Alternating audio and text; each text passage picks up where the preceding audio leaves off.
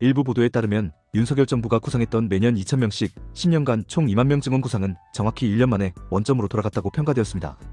정부의 백기투항에 가까운 정책 철회로 의료계와 학생들은 복귀하기 시작했고 2025년 하반기 들어 의료 현장은 서서히 정상화 수순을 밟았습니다.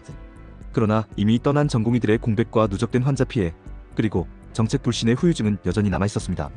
전문가들은 이번 사태에 대해 다양한 평가를 내놓았습니다. 보건의료 정책 전문가들은 한 목소리로 의사 인력 확충은 필요하지만 사회적 합의와 치밀한 계획이 선행됐어야 했다고 지적했습니다.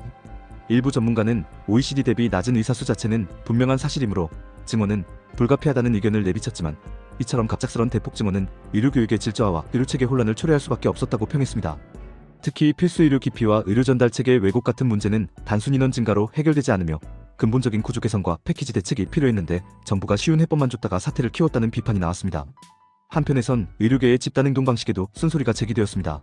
환자를 볼모로 삼는 집단 휴진 휴학은 정당화되기 어렵고 대화와 타협 대신 극단 선택을 한 것은 유감이라는 지적입니다. 다만 정부가 2020년 합의를 깨고 소통에 실패했기 때문에 이러한 사태가 빚어졌다는 점에서 정책 결정 과정의 불투명성과 비민주성을 성찰해야 한다는 의견이 주류를 이뤘습니다.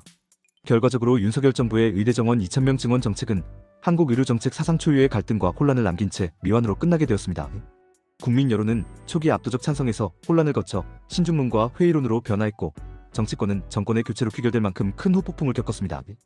이번 사태는 한국 사회에 여러 과제를 남겼습니다. 의사 인력 확충의 필요성 자체는 누구도 부인하지 않지만 그 방식과 속도, 절차가 얼마나 중요한지를 뼈아프게 보여주었습니다. 정부와 의료계 사이 신뢰 구축의 필요성도 절실히 확인되었습니다.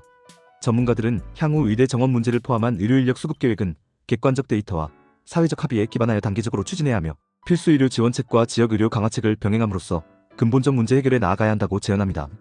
국민 역시 이번 경험을 통해 의료 체계의 한계를 목격한 만큼 단기적 처방이 아닌 지속 가능한 의료개혁의 중요성을 인식하게 되었습니다.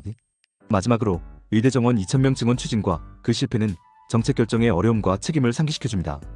국민을 위한다는 선의의 명분도 졸속이라면 독이 될 수 있다는 교훈, 그리고 어떠한 개혁도 이해 당사자와의 진지한 소통 없이는 성공하기 어렵다는 현실을 남긴 사건이었습니다. 이번 갈등의 상처를 딛고 보다 합리적이고 협력적인 방식으로 의료 인력 확충과 의료개혁 논의가 이어지길 기대하는 목소리가 높습니다. 정부, 의료계, 국민 모두가 그 교훈을 바탕으로 한국 의료의 미래를 함께 고민해야 할 때입니다. 당신의 생각을 댓글로 남겨주세요. 영상이 도움되셨다면 구독과 좋아요,